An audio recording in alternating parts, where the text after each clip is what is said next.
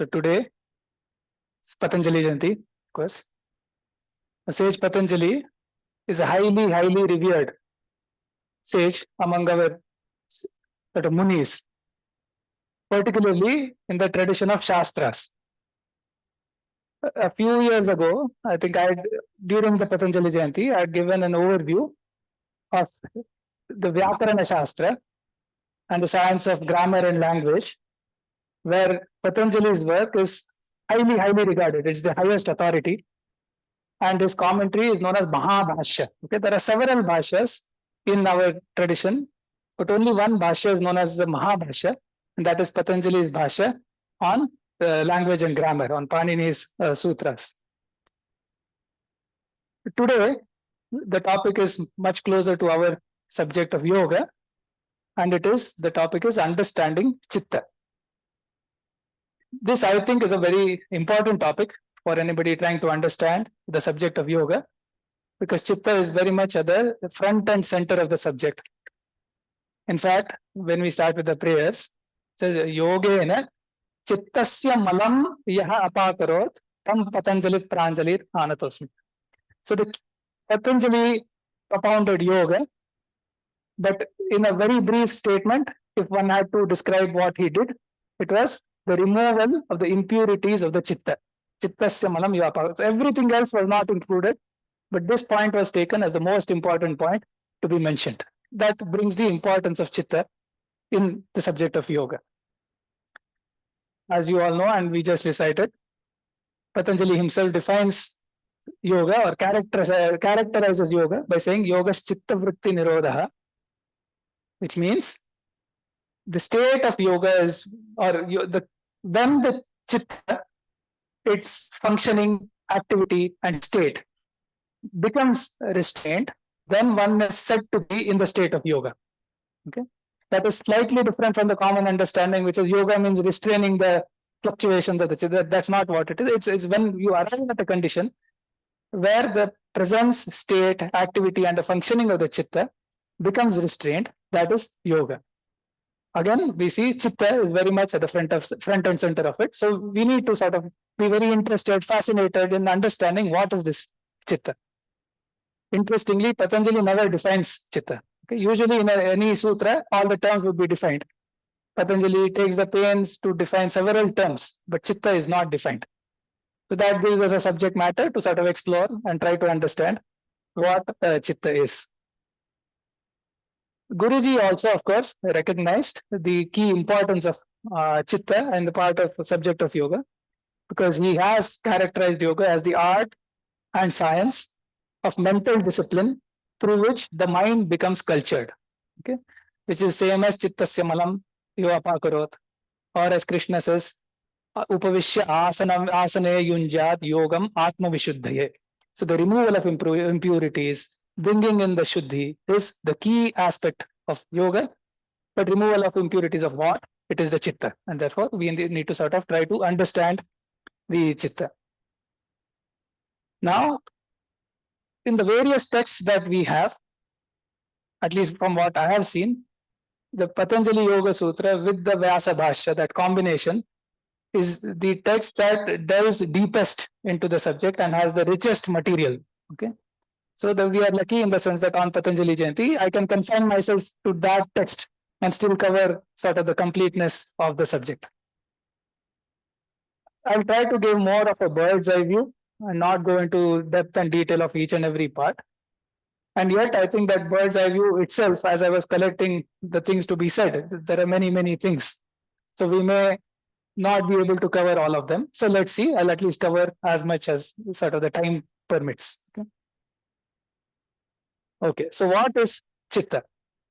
So when we have this question, and we are fortunate, Chitta is a term in the Sanskrit language, where the coining of every term can be traced on how it has arrived, and that itself gives a clue to the meaning. So the Chitta, the term means the Chit as a verb root, okay, that's known as the dhatu, and the Kta as a suffix, the pratyaya. So it is said Chit with karane Kta pratyaya is Chittam. So it is the instrument through which the thought process happens. Okay, that is the karanam means instrument. So the thought processes, mental processes, the medium through which it happens, the instrument that makes it happen is chittam. So anena chintyate iti chittam. Through this thinking happens, that is chittam. So we have to sort of absorb and realize that we are talking about an instrument here. If I were to draw an analogy, anaya likhyate iti lekhani. Why this writing happens, this is the pen. Okay. So nobody would say that the pen is the writer. Okay. It is very clearly the medium of writing. It itself is not creating the words or writing. Similarly, anena chintyate iti chittam. So the chitta is a medium. It is a material entity as per the Yoga Shastra. And it is just like a camera takes photographs, but there is a photographer. Similarly, the chitta thinks, but there is a thinker. So it's a medium of thinking. The other definition we find is monobuddhyankara karanam antaram. So then this is something we are more familiar with, because often when we say what is this chitta, people usually say it is a collective term to refer to manas, buddhi and ahankara, which means the mind, as usually translated, mind, intellect, and the I-ness, sense of self. So it says mana, buddhi, ahankara, karanam antaram, the inner instrument. Okay, karanam antaram. Further, it says chit shaktehe pratama sambandha anena. This is something we'll see slightly later, but it is that first thing which has some kind of a relation with the chiti shakti. The chiti shakti refers to the Purusha, the metaphysical principle, which we often refer to as Atma, Purusha, etc. Okay, so we might think that Chitta is just a collective term, it's a terminology thing to use a single word to refer to Manas, Buddhi, and Ahankara. But there is much more to what Chitta is. But before we go there, what is this Manas, Buddhi, and Ahankar? Let's just have some clarity there. So Manas is, it says Sankalpa Vikalpatmakam Manaha. So Manas is that aspect of our thinking that says, okay, this, that, not this, oh, I don't want this. So the one that resolves and then looks at alternatives and keeps fluctuating. That we always, I like, I don't like, I want, I don't want. And so that is Manas, Sankalpa Vikalpatmakam Manaha.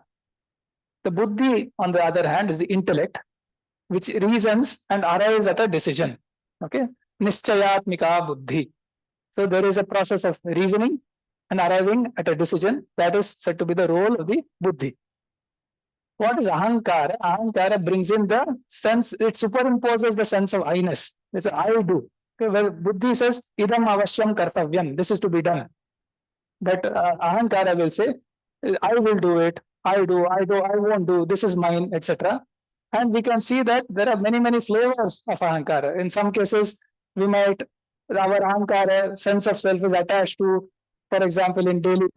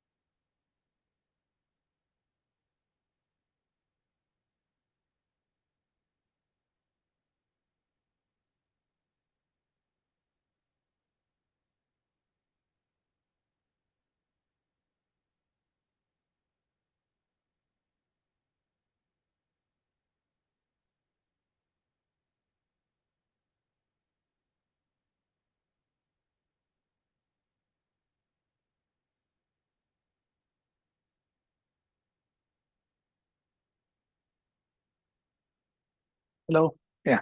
Yeah. Okay, so now I'm allowed to go beyond the time limit. Okay. So ahankara, the sense of I-ness, we may see in our daily lives. Sometimes it may be associated with what the colleagues are thinking of us, right? Or what the family, the son and daughter is happy, I feel happy. So the ahankara also, it's like a pointer pointing to different things. But the superimposition of I-ness is ahankara. Anatmani vastuni atmabhimanaha. Something that is not self, thinking of it as self is ahankara. Okay.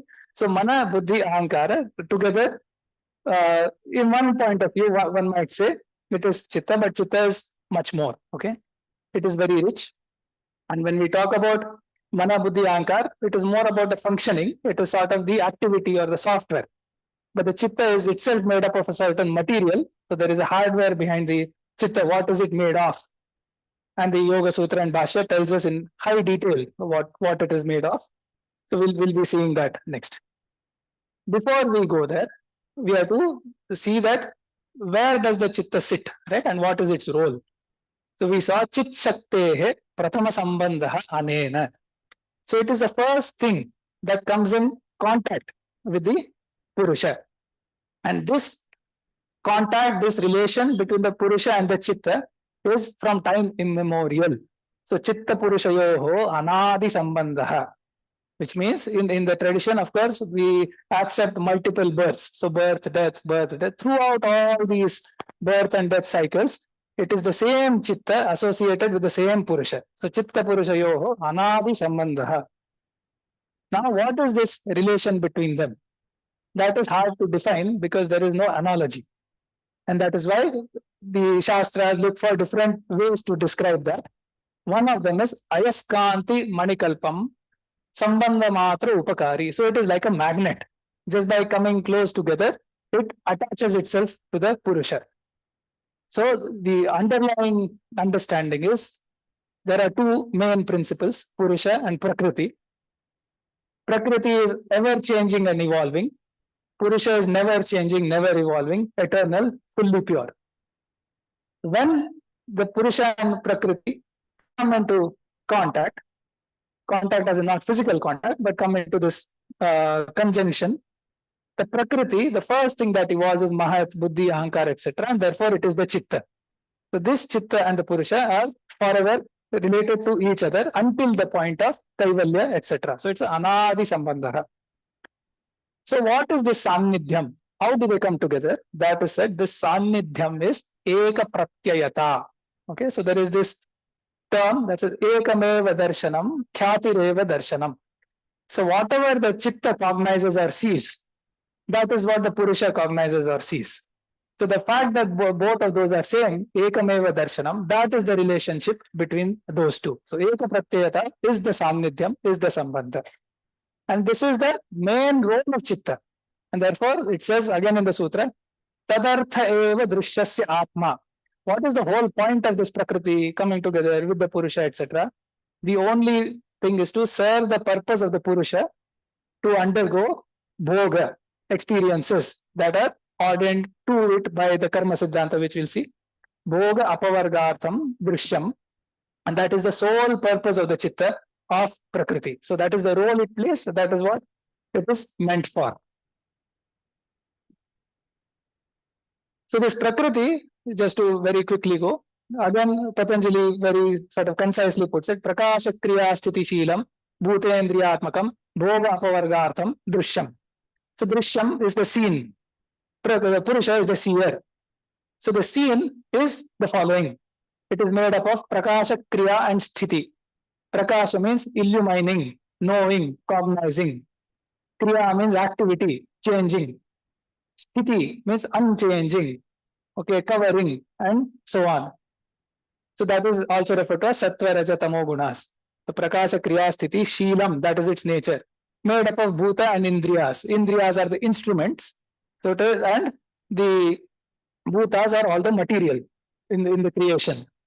Purpose is Bhoga Apavargartham. It is for experiences, enjoyment, sorrow, etc. of the Purusha, and Apavarga. Apavarga means moving away from that towards moksha or kaivalya. That is the purpose of Prakriti. and therefore tadartha eva drishyasya atma. So now how do these two function? So now we have to sort of imagine in our minds what we think is me, I, etc. is actually it is a coupled system of two things. It is the Purusha and the Chitta. Purusha is ever pure, unchanging. The Chitta is ever changing, right? And we want to understand the Chitta here. But so the sense of I-ness is a superimposition over two things that have come together. So now the functioning of the Chitta is something that we have already seen, Manas, Buddhi and Ahankara. So we need not repeat that. The other aspect of it is the Indriyas. I just wanted to mention it because Indriyas usually gets translated as sense organs. And then we say Indriyas is hand, leg, eyes, ears, etc. But the Indriya, the definition is that part of the Chitta which either reaches out to the world or takes in the impressions from the world. So it is that part which interacts with the rest of the sort of the material creation. It is still a part of the Chitta. So Manas, Buddhi, Ahankar, Indriyas, everything is still Chitta. How does the Chitta function? So whenever the Chitta cognizes something, let's say whether it's some mundane thing like this phone or pot or camera or whatever, it is said, the Chitta takes the shape and form of it. Okay, it is called Tadakara Karitata. It takes the shape and form. The Purusha is forever, it's a witness of the Chitta, and therefore, whatever form the Chitta takes, it is like we saw, it is an instrument. It will just take that form.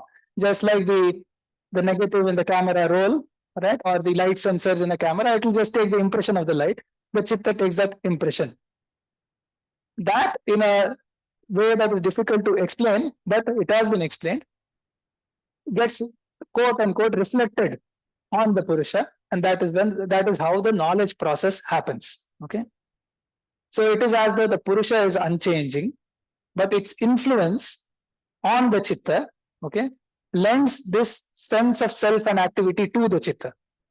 Chitta takes that form, and the part of the Chitta where the influence of the Purusha exists, that is known as Jnana Vritti. Okay. Chitta taking the form is called Chitta Vritti. So the Chitta sees a pot. How does it see a pot? The Indriya, maybe the smell, the eye, the ear, etc. It recognizes the pot. The Chitta collects the impressions, which are separate impressions, because the eye is giving the rupa, the tongue is giving the taste, right? The ear is giving the shabda. All of that has to come together to say, okay, this is a pot. Chitta takes that form, and then, like it says, the Jnana Vritti, it's an anukara. So it takes the same form, and that is how the knowledge process happens. Okay, this needs a lot of thought to sort of understand and assimilate. But I'll just say it. So it says aparinamini bhoktru shakti. The experiencer is unchanging. Apratisankrama, not moving. Parinamini arthe, onto the Chitta which is changing. Pratisankranta, even as though it has moved there. So that is the influence of the Purusha falling on the Chitta. Tad vrittim anupatati. It follows the functioning of the Chitta. So Chitta takes a shape and form. This influence also takes that shape and form as though. Okay. So the Chitta is referred to the Prapta Chaitanya Upagraha. It is as though a satellite, like the moon gets the light from the sun. Here, it gets the Chaitanya from the Purusha. Okay. So it is a Prapta Chaitanya Upagraha, and that Buddhi Vritti, the Buddhi has obtained like the moon gets the light from the sun, the Buddhi gets the knowledge light, Prakasha, from the Purusha. It takes a form, and the Jnana Vritti also takes it looks similar, Anukara, and therefore that is how the knowledge process happens by the Chitta and Purusha working together. So all of our life, etc., is all about this, bringing about all this bhoga, apavarga actions through the functioning of the Chitta Purusha, and it is nothing new. Same thing happened in the previous birth and the previous birth and so on. So that is already one point where a yogi who is studying can take himself a little on a higher ground and slightly start getting detached from things. For example, when children are playing in the garden, they're fighting, quarreling, and so on. But somebody elder or parents watching from the balcony, they see the children playing, fighting. They know, okay, this happens all the time, nothing big about it. A similar thing comes to the yogi because he knows this is how the chitta operates. There must be some bhoga. Okay, it's happening for so many lifetimes. We can be slightly removed from that. So that is how the understanding also has to be sort of imbibed within us. So then the Yoga Sutra will talk a lot about Chitta Vritti, Pratyaksha, Anumana, Agama, and so on, Viparya, Pramana, Viparya, Vikalpa. So that we won't go into it today, but we should know that Chitta has all these activities that it does. The interesting part, since I mentioned hardware, is every vritti has a samskara. So whenever Chitta does anything, any activity, any shape and form it takes, there is an impression left behind in the material of the Chitta that is known as samskara. Okay. And the samskara, the role is it brings about a similar vritti at another time. Okay. And therefore it says vritti samskara chakram anishama pravartate. It goes on and on and on forever. Okay. So a vritti leads to a samskara, that is going to lead to a similar vritti and so on. Which means every vritti, something is happening to the material of our chitta. And we have to realize that and make sure the chitta is not getting dirtied by unwanted vrittis taking place in the chitta. So that is sort of roughly overview of the knowledge process of chitta, what is happening.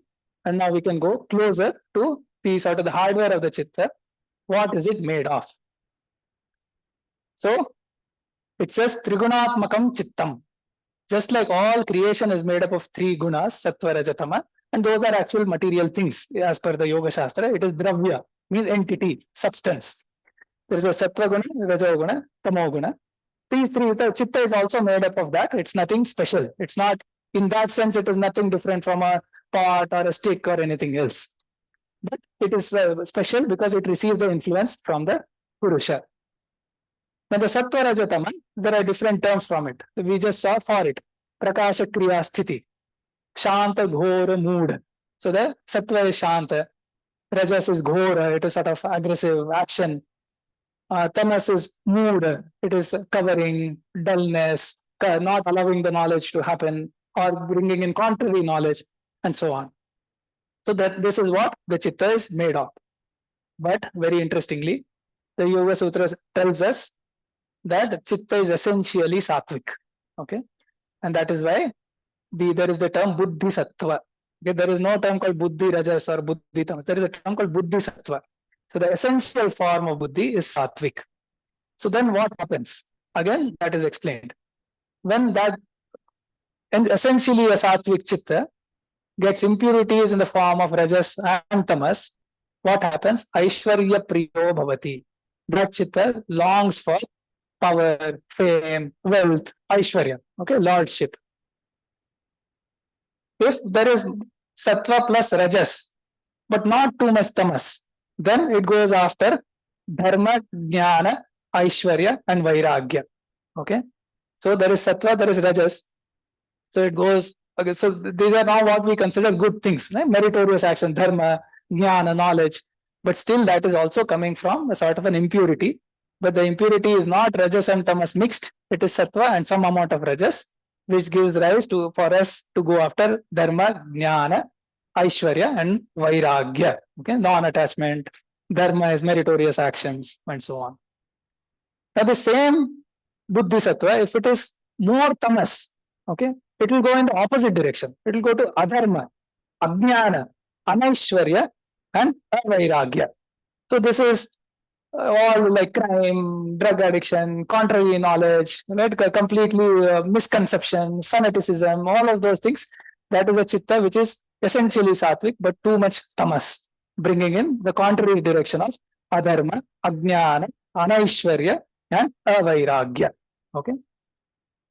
So then, if it is purely sattvic, right, the rajas and tamas does not come, then what it is? It goes after viveka khyati, samyak darshanam, which means the highest states of knowledge, where a realization of the difference in the essential nature of the chitta and the purusha, that is known as viveka khyati. That viveka khyati comes up with, there's a lot of siddhis that come after, as a result of it. So sarva bhava adhishthatrutvam, sarva jnatrutvam, that complete knowledge of everything, complete lordship over everything, etc. These are siddhis accepted in the Yoga Shastra. So a purely sattvic chitta will be after Viveka Khyati. And then at the highest point, it comes to something called Dharma Megha Samadhi, which will probably take a little later if we have the time or some other day. So there, even within the Sattvic, as it gets pure and pure, it goes to higher and higher rungs.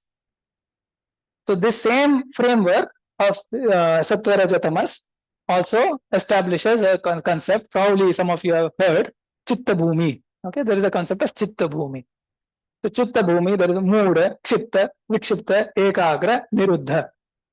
So again, won't go into too much detail, but Mooda means lot of tamas, completely inert, all contrary knowledge, misconceptions. Chitta, again, fallen. So some active, but with contrary knowledge, wrong understanding. Vikshipta, wavering, right? Good, bad, there's a wavering, confusion.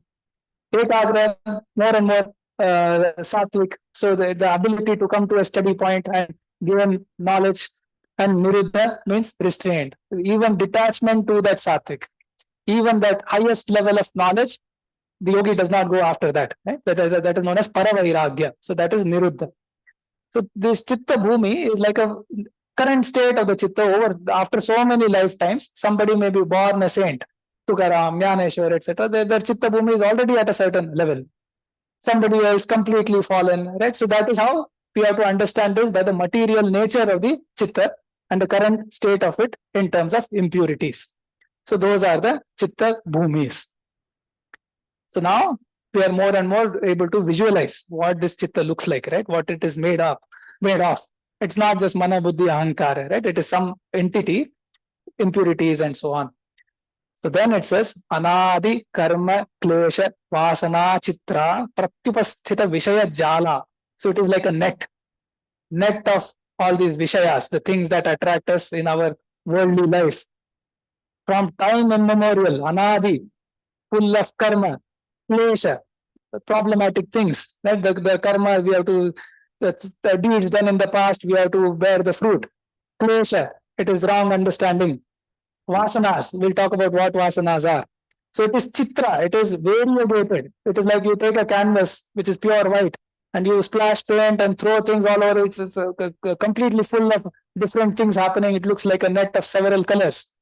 So that is what the chitta looks like. Okay, that is why it's known as chitra. Chitra means made up of multiple colors. So color is a frequent term or analogy used in Sanskrit literature. I mean, even varna means color. Okay, Sattva Rajatama, it is Shukla, Rakta, Krishna, that is also colors. So here again, Chitra is, it is sort of full of different colors. Now we have to understand what are these things? What are these things embedded into the Chitta, right? So the main thing is Kleshas. So Klesha, Patanjali tells us, Avidya, Asmita, Raga, Dvesha, Abhiniveshaha, Kleshaha. So essentially it is Avidya and then different manifestations of Avidya. So avidya means contrary knowledge, but as we'll see, it is more than that. Avidya is the thing that leads to contrary knowledge. It by itself is not the contrary knowledge. So when the knowledge that it leads to, that is known as viparyaya. And that is why viparyaya is a vritti. Avidya is not a vritti, it is a klesha. Okay.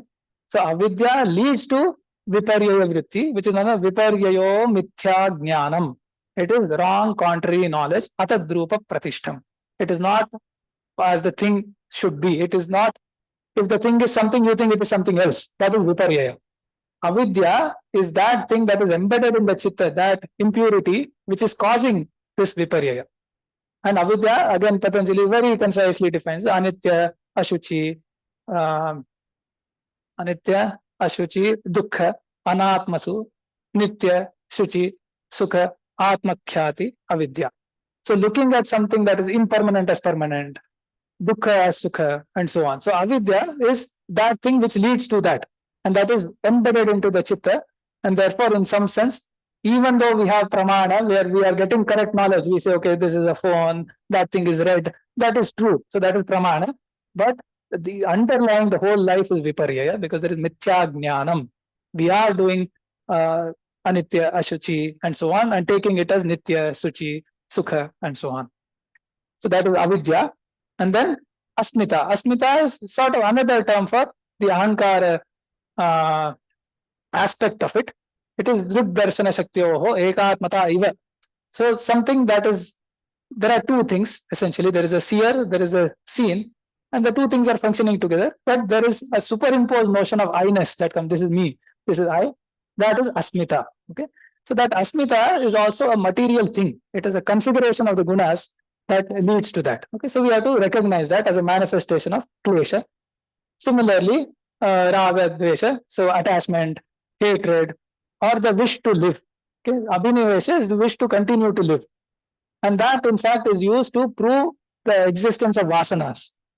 Because Vyasa and Patanjali, etc., they say, if a child just born, okay, or even some krumer api, so even if it is a small insect, okay, it will try to survive. So they say, where is this survival instinct coming from? It does not remember its death, or I mean, because it is just born. So it's not, it has not gone through a death and birth cycle or any such thing. So why is that avoiding death? Because there is a vasana.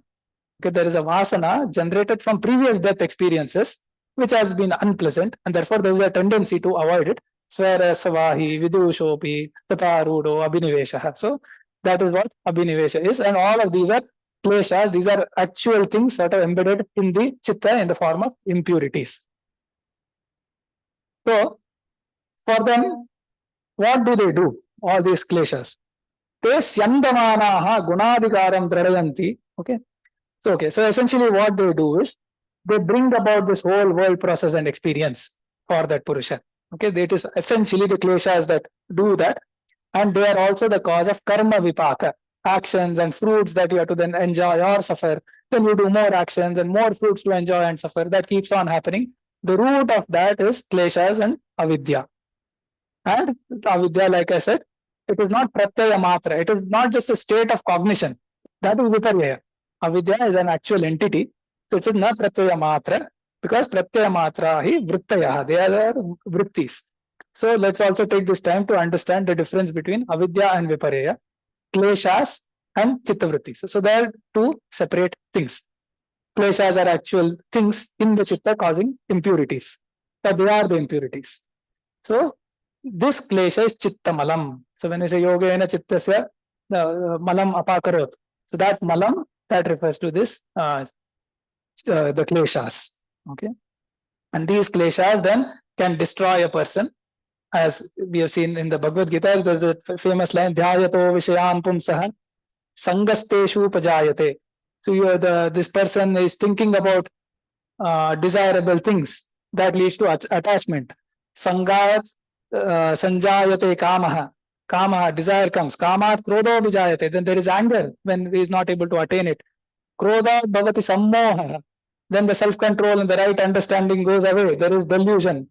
Sammohat smriti vibhramaha. So the understanding, the right samskaras, that all gets sort of is thrown asunder there.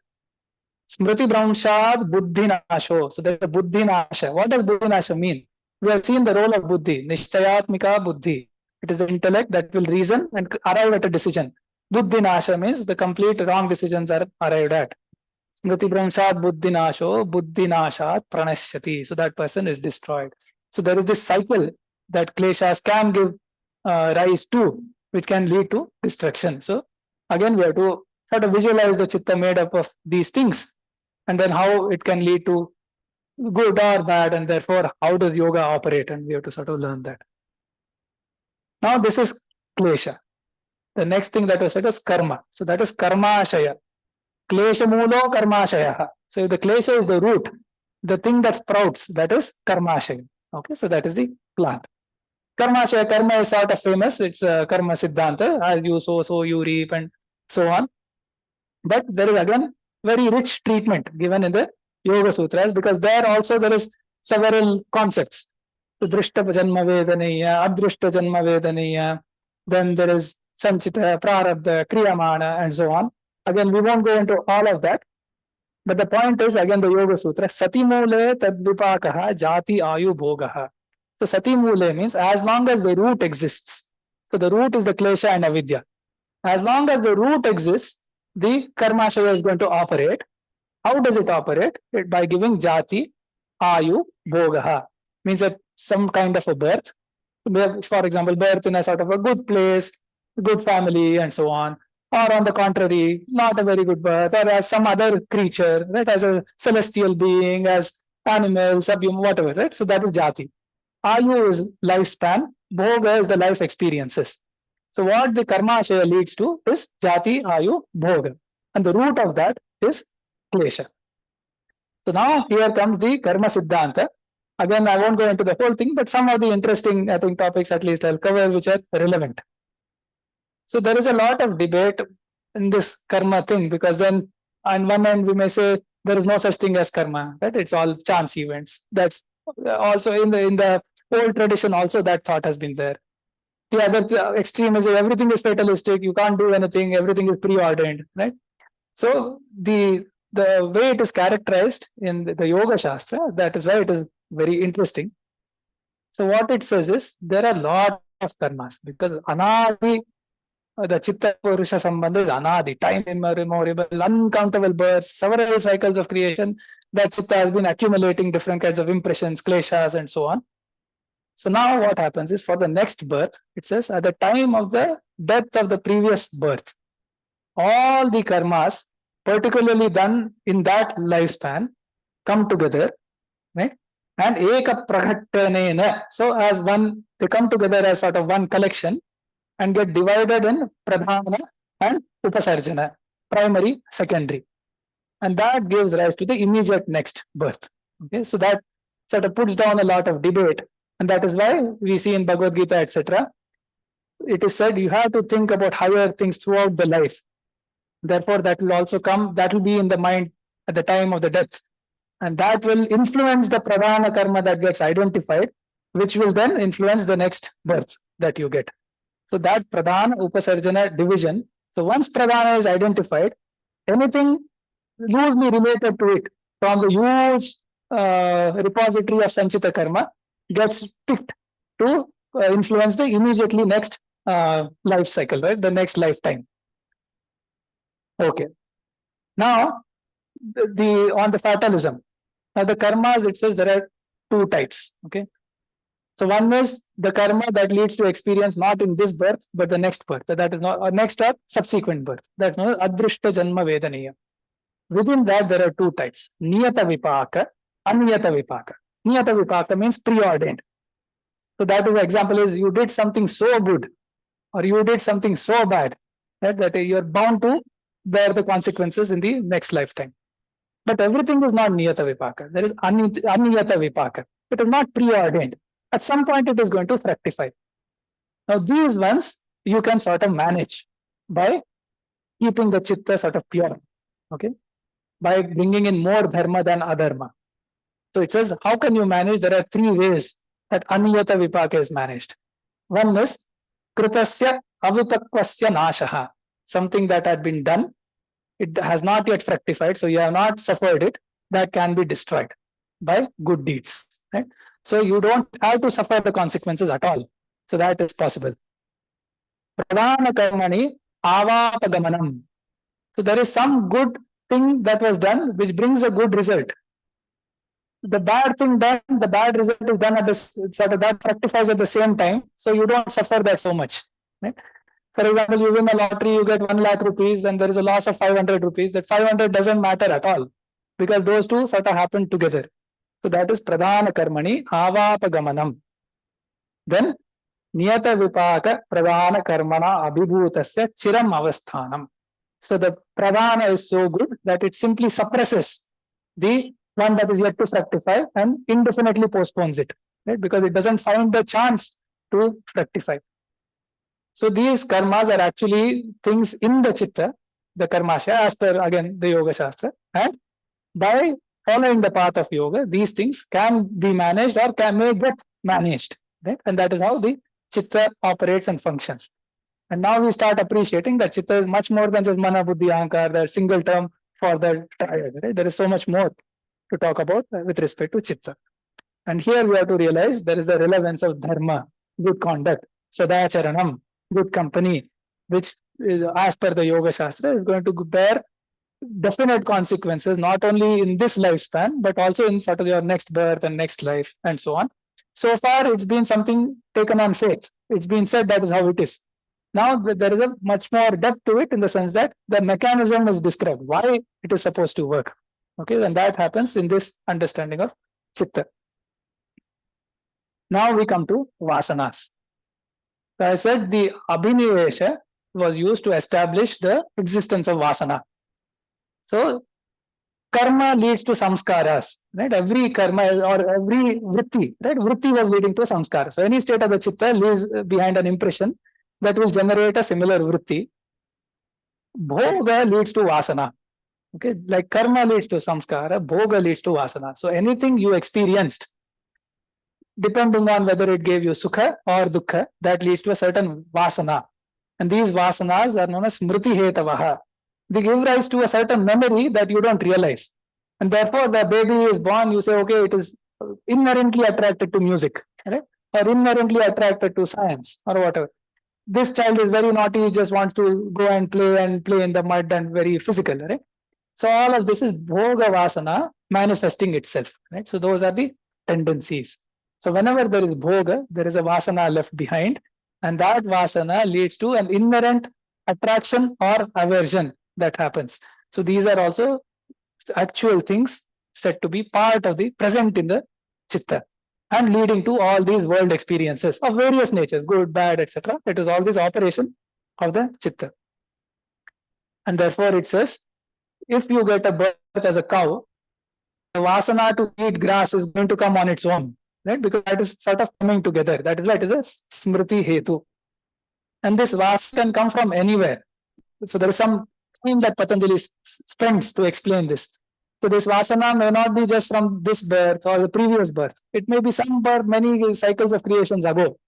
So jati, desha, kala, vyavahitanam api anantaryam smriti samskarayoho ekarupatvat. So the smriti, the vasana, they are of the same type. It is just a different state of that impurity sitting there. Okay. And it is sitting in the chitta. The moment it finds a nimitta, the thing that will bring it into action, it will come into action. It doesn't matter whether it was in this birth, previous birth, etc. So that is how the vasanas they operate. So once again, Vyasa himself, they put this description of the chitta. It says klesha, karma, vipaka, anubhava, nivartitabhihi, vasanabhihi, anadi, kala, sammurchitam vidam chittam, chitrikritam iva matsya jala granthibihi iva atatam. Okay, so matsya jala means like a fishing net. So it looks like a fishing net made up of knots. What are these knots? These knots are klesha, karma, the fruition, vipaka, anubhava, experience, then the vasanas, from time immemorial, this chitta, which is actually very pure, it is buddhisattva, it's completely sammurchitam. It is sort of completely covered, and then it is in a state of stupor because of all these things that are sitting on it. And chitrikritam, made of so many colors are being brought into it, which is actually pure white and shining. It's been now completely covered by this kind of a net. Matsya jala iva granthi bihi, full of knots, iva atatam, covered. And therefore, in yoga, there is so much talk you hear about vidyante hridaya granthi. The granthi is to be opened. And now we understand what is these granthis that are being referred to. And then, interestingly, okay, where is this chitta? How big is this chitta? Right? Therefore, to that question, it says, Vibhunaha chittasya sankocha vikasini vrittireva. So this chitta is actually vibhu. Vibhu means it is infinite in dimension. Okay, because chitta exists from time immemorial, and there is a certain nyaya in the Nyaya Shastra that says, if something is eternal from time immemorial, it is either anu or vibhu. It cannot be of a madhya parimanam. Chitta, it says, is vibhu. It is all pervading everywhere. But then it is just the vritti, the functioning, which has a sankocha and vikasa, which can, if it is pure, the functioning is as a large span, and otherwise it has a sankocha, it is narrowing down. And this may remind some of us who have been sort of reading this. In Vishishtadvaita, there is a concept of dharma bhuta jnanam, which is again completely, it is infinite, and there is a sankocha vikasa. There is a similar concept coming here in the Yoga Shastra. And because of this description of karma, the way it operates, Bhagavad Gita clearly says, Gahana karmano gatihi. The way the karma operates is very complicated, difficult to understand. So don't go after understanding what is happening to each karma. But then the same karma, they lada paritapa phalaha punya punya hetutvat. This is a yoga sutra. So they will give lada, they will give sukha or paritapa, torment, depending on whether there's punya or papa. But the point is, whatever they give, okay, suppose you do, even if you do a good thing, punya, that gives lada, that gives sukha. Sukha, what does it lead to? Sukhanashayi ragaha, attachment. Okay, so you are back in that cycle. So there is attachment, there is action, again sukha dukkha, then again raga dosha. So you are back in that circle. So then the yogi understands that even meritorious deeds, okay, the goodness of it is only up to a certain level. The thing to do is to go beyond that, and that is what yoga is about. And so there is a description of deeds where a normal person, we say it is Shukla Krishna karma, white and black mixed, good and bad. A really evil person is Krishna karma. Okay. Then the Shukla Krishna karma for good things, even if you do good things with external means, it is said Shukla Krishna, because when anything involves external means, inevitably it gives sorrow to something, because something had to be accumulated, something taken from somebody to do good. Some party usually undergoes harm. If you take wood, you have to cut a tree. So anything happens with external means. Shukla is when you do internally, tapas, swadhyaya, ishvara parinana, the japa, etc. Internal, that gives Shukla dharma. But the yogi, it is Ashukla Krishna, neither white nor dark. Okay, because there it is a kshina klesha. He has no kleshas. So that's karma. Because there is no klesha. Remember, sati mole tad vipaka. If there is a root, the karma is going to operate. If there is no root, the karma is not going to operate at all. Okay? And therefore, the yogi then, having understood this, he sort of rises above that. So that is what yoga refers to. Now I will not, so there was certain parts that I won't cover, where how to use this understanding to see how to refine the chitta, how yoga brings about refinement of the chitta, the shuddhikaranam, purification. So that we'll leave this for now. The other part I will leave out is upayas, all the abhyasa, vairagya, kriya yoga, ashtanga yoga, how are the upayas? Again, we'll leave it out for today. The third thing we'll leave out is the yogic state. We saw the chitta in our state, in daily life. That is known as the vitthana state. But what is this? How does the chitta look like? This fishing net, how does it look like in a yogic state? Again, something we'll probably take up some other time. One thing I will touch here is Chitta and Prana. Okay, there is a relation between the Chitta and Prana that we need to understand, because in our yoga classes, etc., we are very much working with Prana, Shvasa, etc. So, like I mentioned in the talk on Sankhya, the Buddhi aspect of Chitta is said to be coming from Mahat. Okay, Mahat is said to be the one, that first stage of Prakriti after it comes into contact with Purusha. That is known as Mahat. One aspect of Mahat is Prana. Another aspect of Mahat is Buddhi. So it is like two sides of the same coin, the Chitta and Prana. And therefore, the sort of the great path of yoga, it says, okay, you can purify the Chitta through thoughts, good thinking, etc., as it is said. But for that to be effective, your Chitta already has to be somewhat pure. Okay. But if it is very impure, so for example, in a very impure place, you have to get a big blower, right? Or you have to sort of, for metals, you have to use fire to purify. So for that, it says you can use prana to operate on it, which is chittanna sadham vividhi vicharahi. You cannot conquer the chitta through thoughts, different types of thoughts. Vitarkavadairapi vedavadibihi, through rational discussion, logical discussion, or even studying of Vedas. Tasmatu tasyaiva kevalam jayaha. Therefore, the only way to conquer it, prano hi vidyet nachanya kaschit. It is only prana and nothing else. So you work on the prana automatically, because you are working on the hardware, the actual material of it. Immediately there is going to be purification. So the relation between, again, chitta and prana, it is manasaha spandanam pranaha, pranasya spandanam manaha. So the throb of the prana gives rise to manas. The throb of the manas causes activity of the prana. So there are two sides of the same thing.